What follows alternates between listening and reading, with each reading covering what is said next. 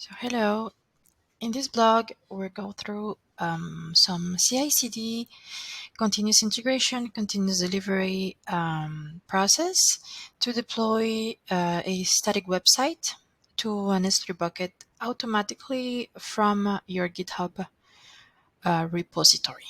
So the requirements to follow up is to have an already set up GitHub repository with your website source code, a AWS account, a S3 bucket already with your static website, and a CloudFront distribution. This is optional. On my setup, I do have a CloudFront distribution, but of course, this is not a requirement for a website on S3 bucket to work.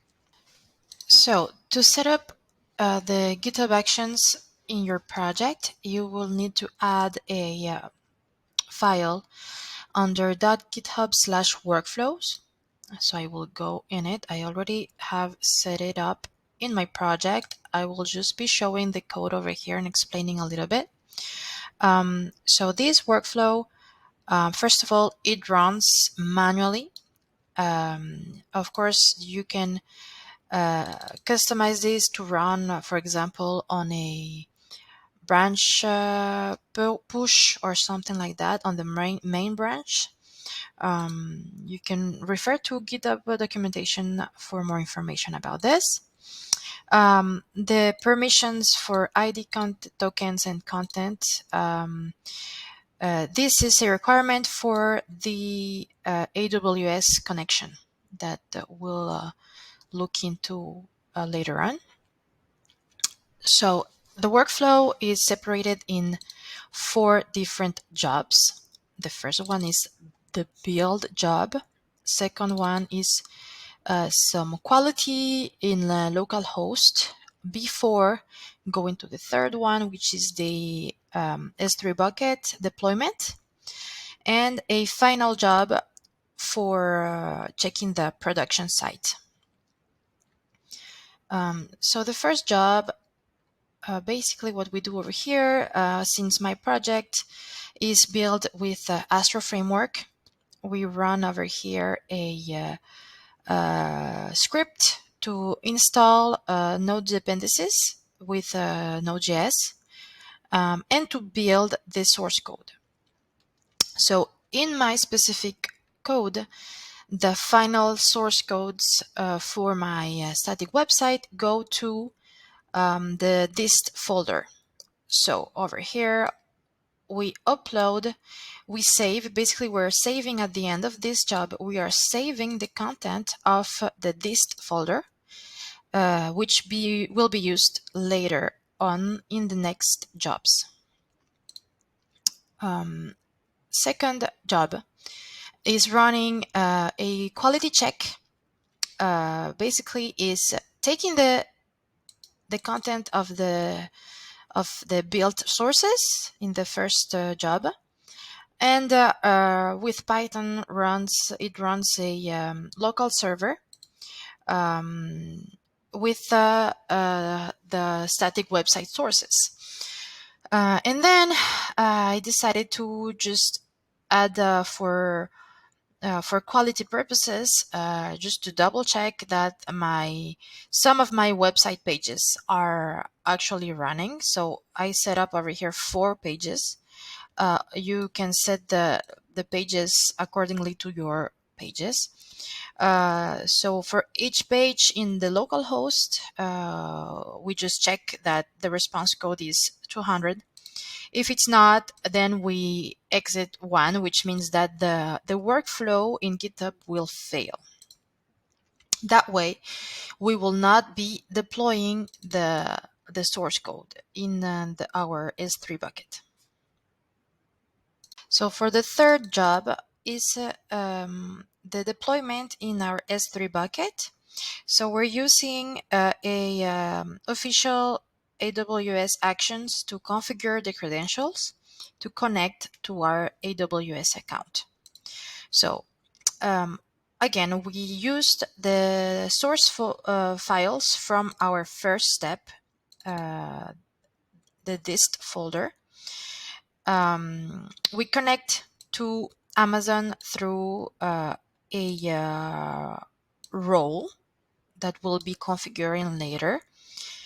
Then we empty the bucket completely. And finally, we upload our source files to our bucket. At the end, I added this is optional step to clean the CloudFront cache. Why? Simply because after a S3 bucket update, the CloudFront cache is not yet updated. So I force this by running this at the same time that I update my website. And then our final step is basically the same code as before in step 2 for the quality check in localhost, but instead we now do it in our final website URL. So again, I set up over here only 4 pages, which is my home page in 3 different languages. So it's just double checking that the site is up and running after the deployment. So now, next step, we before running the GitHub workflow, we'll be setting up our AWS account. So in order to connect AWS to GitHub Actions, as we seen over here in the configure credentials action, we only need a role that we will be setting up. So I will just take on the official documentation. First of all, we need to create an identity provider for GitHub. So we go to our identity and access management in AWS. Under the access management and identity providers, we will add a new provider. So if we follow up the documentation, we need to choose OpenID Connect provider. We set up the URL that it's in the documentation, token.actions.githubusercontent.com for the provider. The audience, we need to set up sts.amazonaws.com audience over here, and then we can complete adding the provider. So now that we have our provider, we can continue with the creation of the role. So under access management and roles, we will create a new role. So we need to set up the role as a web identity. Over here, we will choose our provider that appears over here, the provider that we just created in the previous step. The audience, we choose the default one. So the GitHub organization is basically your account where the project is hosted in GitHub.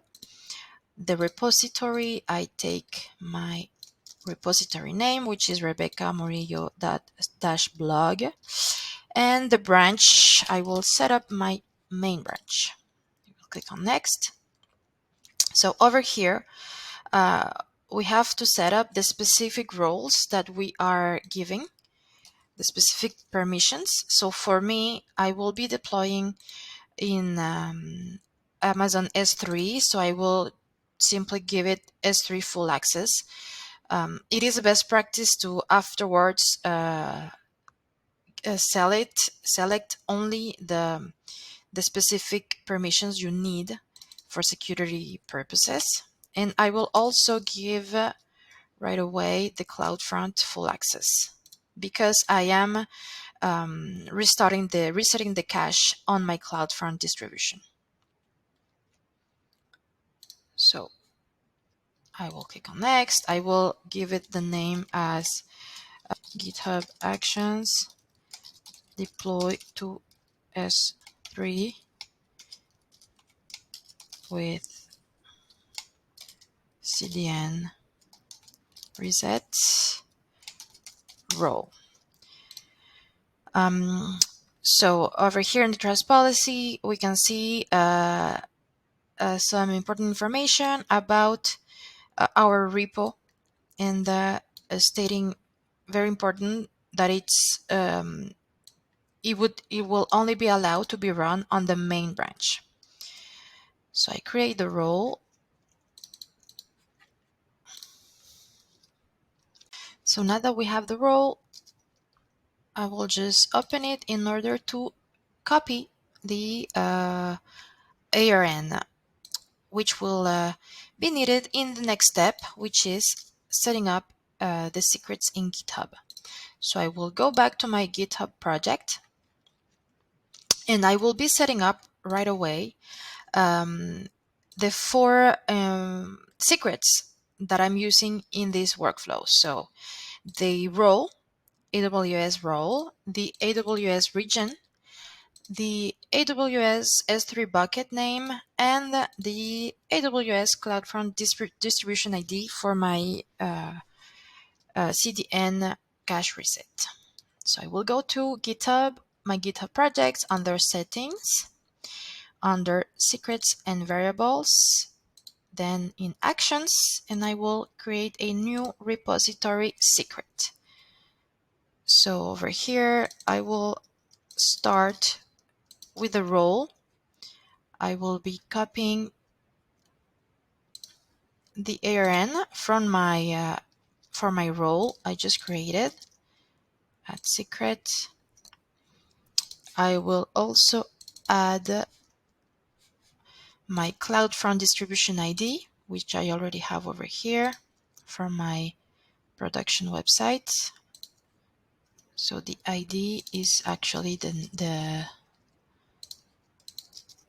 one. Then now I will set up my bucket name, which is rebecca-murillo.link. And finally, the region. In this case, is the region for my bucket.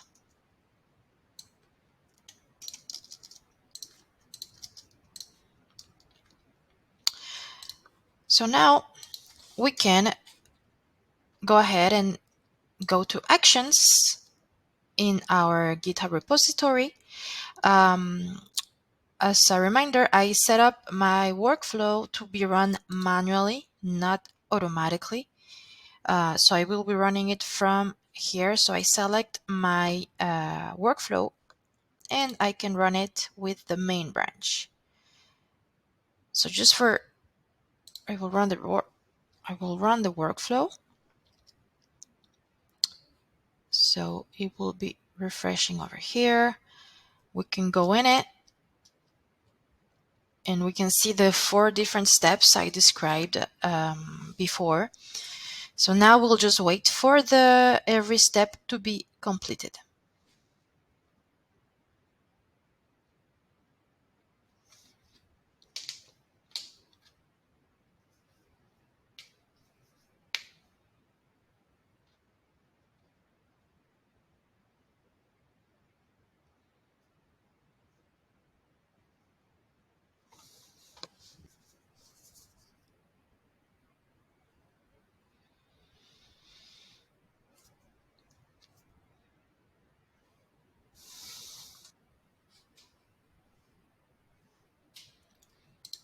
All right, now the 4 steps have been completed. I will go and double check my bucket objects. We'll refresh over here. And right now we're on the November the 16th. So I see that 9 a.m. So I see that the files have been updated completely. Great. Now just to show off something important about the security AWS role we just configured, I will try to run this on a different branch, just any branch. I will run it, and after a few minutes, we'll see the result. So the process over here, it should fail on the AWS deploy step. Why? Because I set up in the role before to only allow access to my main branch in my GitHub repository.